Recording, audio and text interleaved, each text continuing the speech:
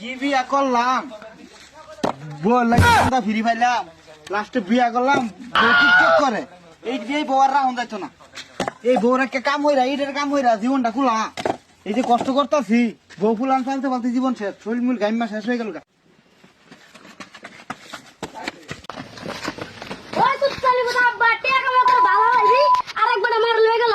কি করছ গেন্দা এটা কোন বেড়া লয়ে গেছে তো পাশে দিয়ে গেন্দা যাই জাদি ধর দে কোন পান বুতম মারে লে